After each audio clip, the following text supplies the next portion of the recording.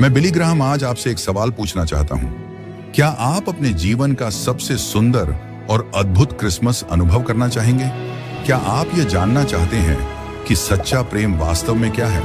अगर हाँ, तो मेरे साथ और मेरे खास मेहमान के साथ जुड़ें और जानें कि इस साल क्रिसमस का आपके और आपके परिवार के लिए क्या अर्थ हो सकता है। आपके जीवन में क्रिसमस का यह अर्थ नई उम्मीद, नई खुशी और परमेश्वर के अद्भुत प्रेम की गहराई को प्रकट कर सकता है।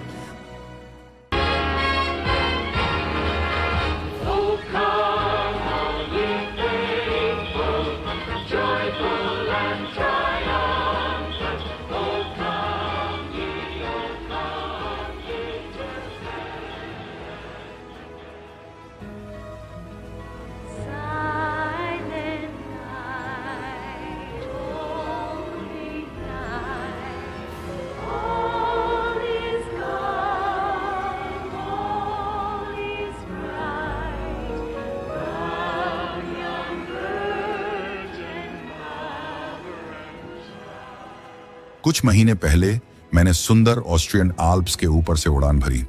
30,000 फीट की ऊंचाई से जब मैंने नीचे एक छोटे से शहर की ओर देखा तो मेरा मन 160 साल पुरानी एक घटना की ओर चला गया।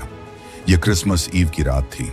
सेंट निकोलस चर्च के 26 वर्षीय सहायक पादरी रेवरेंड जोसेफ मूर बहुत चिंतित थे। चर्च के पुराने ऑर्गन के बेल्स को चूहों ने कुतर दिया था और इस कारण क्रिसमस ईव की आराधना में संगीत बजाना असंभव हो गया था। लेकिन जोसेफ मूर ने हार नहीं मानी। उन्होंने तुरंत यीशु मसीह के जन्म की महिमा का वर्णन करते हुए 6 पंक्तियों की एक कविता लिखी। उन्होंने यह कविता चर्च के संगीतकार के पास ले जाकर अनुरोध किया कि इन शब्दों को संगीतबद्ध किया जाए। उस रात दोनों ने यह गीत गाया। उन्हें इस बात का जरा भी अंदाजा नहीं था कि यह गीत साइलेंट नाइट, होली नाइट एक दिन दुनिया का सबसे महान क्रिसमस कैरल बन जाएगा। क्या साइलेंट नाइट बस एक सपना है? साइलेंट नाइट हमें एक सुंदर सपने जैसा लगता है, या ऐसा प्रतीत होता है जैसे यह जीवन की कठिनाइयों और सच्चाइयों के सामने टिक नहीं पाएगा। लेकिन सच्चाई यह है कि हमारे दिलों में शांति हो सकती है जब हम शांति के एकमात्र स्रोत यीशु मसीह की ओर मुड़ते हैं। पहली क्रिसमस की यादें। अब उस पहली क्रिसमस की रात को याद कीजिए। लगभग 2000 साल पहले की बात है। वह शायद देर रात का समय था। बेतलेहम के छोटे से गांव से कुछ मील दूर मैदानों में कुछ थके हुए चरवाहे ठंडी और पथरीली जमीन पर सोने की तैयारी कर रहे थे। आकाश में तारे हीरों की तरह चमक रहे थे। उन चरवाहों के पास यह मानने का कोई कारण नहीं था कि यह रात किसी और रात से अलग होगी। ठीक उसी तरह जैसे हम अपने जीवन में यह सोच सकते हैं कि कुछ भी नहीं बदलेगा, लेकिन परमेश्वर की योजना कुछ और थी। यह रात वह थी जिसने मानव इतिहास को बदल दिया। वह रात जब परमेश्वर स्वयं पृथ्वी पर आए। वह रात जब परमेश्वर स्वयं पृथ्वी पर आए। लूका के सुसमाचार में उस अद्भुत रात का वर्णन पढ़ें और देखो, प्रभु का स्वर्गदूत उनके पास आ खड़ा हुआ और प्रभु का तेज उनके चारों ओर चमका और वे अत्यंत डर गए।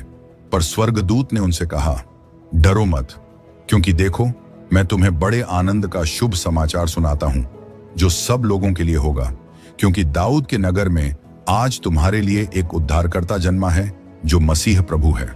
लूका 2:9-11। क्या आप कल्पना कर सकते हैं कि उस समय उन चरवाहों के दिलों में कैसा भय समा गया होगा? एक अनुवाद में लिखा है कि वे आतंकित हो गए थे। लेकिन स्वर्गदूत के सबसे पहले शब्द क्या थे? डरो मत, डरो मत, क्योंकि मसीह आ गए हैं। यह शुभ समाचार है। डरो मत, क्योंकि मसीह ने सब कुछ बदल दिया है। डरो मत, क्योंकि अब तुम्हें भय और निराशा में बंधे रहने की आवश्यकता नहीं है। अब तुम्हारे जीवन में सब शांत और उज्जवल हो सकता है, क्योंकि मसीह ने दुनिया में कदम रखा है। क्रिसमस की कहानी में स्वर्गदूतों ने 4 बार कहा, डरो मत। 1. जब जकरयाह, जो बुजुर्ग थे, को यह बताया गया कि वे बपतिस्मा देने वाले यूहन्ना के पिता बनेंगे, जो मसीह के अग्रदूत होंगे, स्वर्गदूत ने कहा, डरो मत। 2. जब मरियम को यह खबर दी गई कि उन्हें परमेश्वर के पुत्र को जन्म देने का अद्भुत सौभाग्य प्राप्त होगा। पहले वे भयभीत हुईं, लेकिन स्वर्गदूत ने कहा, डरो मत मरियम। 3.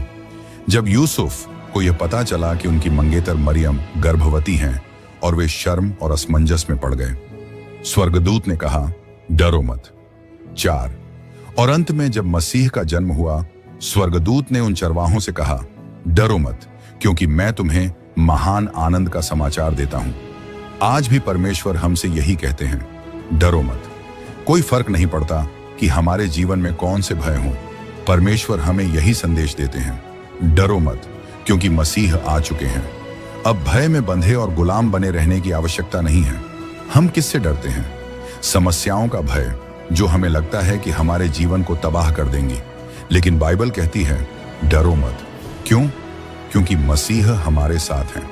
यीशु ने कहा, दुनिया में तुम्हें क्लेश होगा, परंतु हिम्मत रखो, मैंने संसार को जीत लिया है। याद रखें, मसीह हमें बुलाते हैं, मेरे पास आओ, हे सब परिश्रम करने वालों और बोझ से दबे लोगों, और मैं तुम्हें विश्राम दूंगा। मसीह का यह निमंत्रण आज भी हम सबके लिए है। यीशु का निमंत्रण, अपने बोझ उनके पास लाएं। यीशु हमें आज आमंत्रित करते हैं कि हम अपनी चिंताओं और बोझों को उनके पास ले आएं। उन्होंने कहा, मेरे पास आओ, हे सब परिश्रम करने वालों और बोझ से दबे लोगों, और मैं तुम्हें विश्राम दूंगा। मत्ती 11:28। एक और आम भय है अकेलेपन का भय। अगर आप मसीह को जानते हैं तो आप कभी अकेले नहीं होते।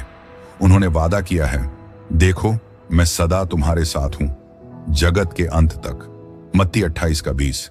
आपको परमेश्वर के साथ संगति के लिए बनाया गया है। जब आप मसीह के पास आते हैं तो वह आपको परमेश्वर का संतान बना देता है। यह एक विशेष रिश्ता है जिसे कोई भी छीन नहीं सकता। यह रिश्ता मसीह ने अपने क्रूस पर दिए गए बलिदान के माध्यम से संभव बनाया। मृत्यु का भय, बाइबल में एक और अवसर पर स्वर्गदूत ने कहा, डरो मत। यह शब्द उन स्त्रियों से कहा गया था जो यीशु की कब्र पर आई थीं और पाया कि कब्र खाली थी। डरो मत, वह यहां नहीं है, क्योंकि वह जी उठा है। मत्ती 28:5-6। मसीह मृत्यु का उत्तर है। अपने क्रूस पर बलिदान और मृतकों में से जी उठने के द्वारा उन्होंने मृत्यु के डंक को हटा दिया। उन्होंने हमारे पापों को अपने ऊपर लेकर हमें पाप से मुक्त किया। अगर आप मसीह में विश्वास करते हैं और उन्हें अपना उद्धारकर्ता स्वीकार करते हैं, तो आप पापों की क्षमा और परमेश्वर के साथ शांति का आनंद पा सकते हैं।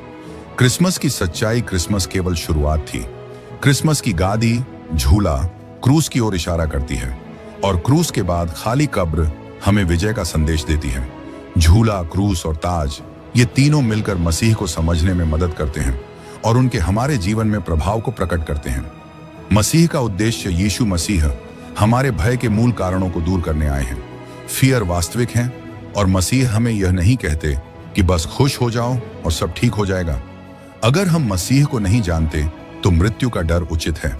अकेलापन और समस्याएं वास्तविक हैं, लेकिन मसीह भी वास्तविक हैं। जब हम महसूस करते हैं कि उन्होंने हमारे पापों को संभाला और हमें परमेश्वर से मेल मिलाप का अवसर दिया, तो हमें भय से पंगु होने की आवश्यकता नहीं है। चरवाहों ने क्या किया? चरवाहों ने स्वर्गदूत का संदेश सुना और मसीह को खोजने निकले। आज हमें भी वही करना चाहिए। अपने भय को मसीह के पास ले जाएं, क्योंकि उन्होंने पहले ही हमें विजय दी है। उसके नाम पर भरोसा रखो और वह तुम्हें नई आशा और आनंद से भर देगा।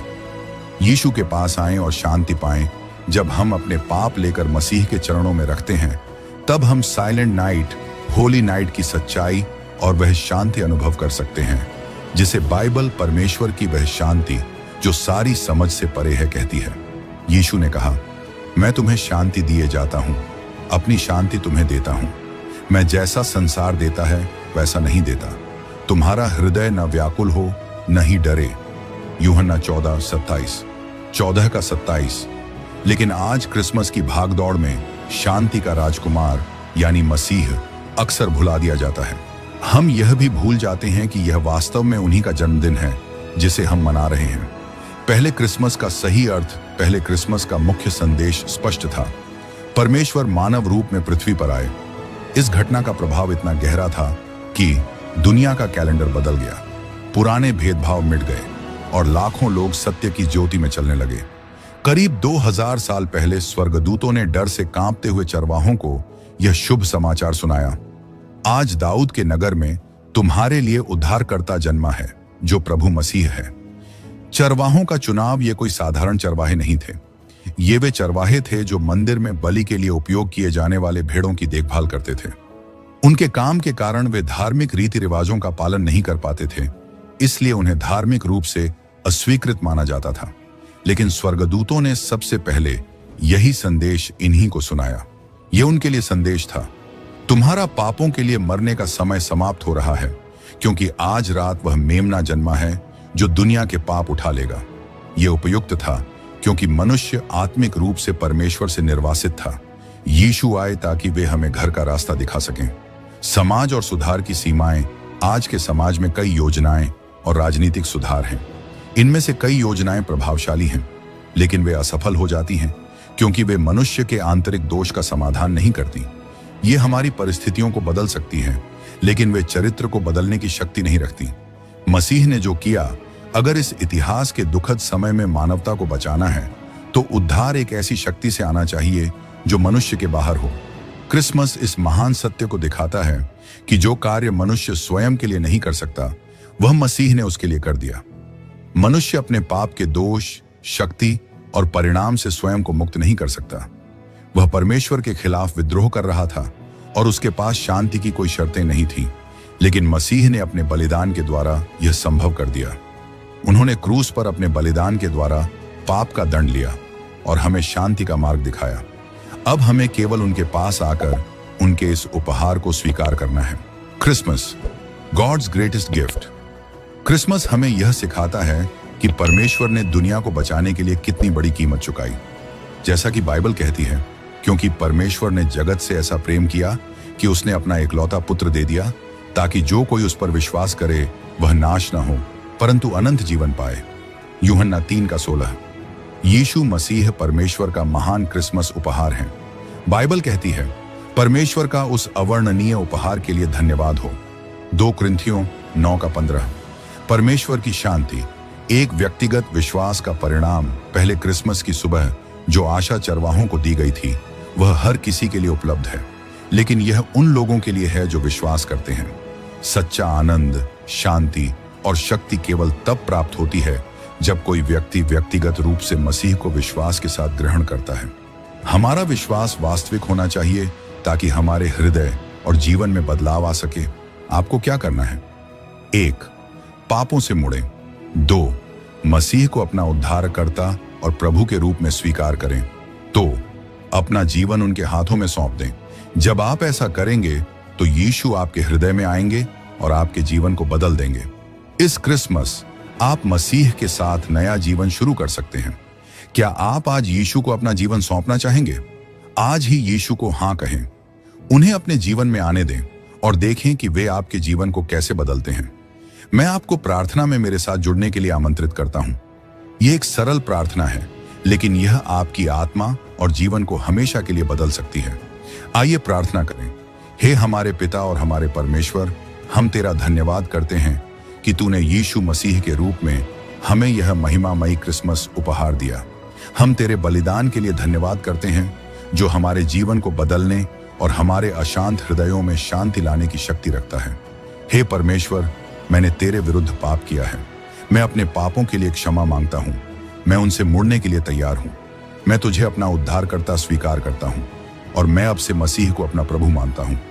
इस पल से मैं यीशु का अनुसरण करना चाहता हूँ। यीशु के नाम में, आमीन। क्या आप इस प्रार्थना को अपना बना सकते हैं? अगर आपने यह प्रार्थना सच्चे दिल से की है, तो परमेश्वर ने आपको क्षमा कर दिया है। इस क्रिसमस आप परमेश्वर की शांति और आनंद का अनुभव कर सकते हैं।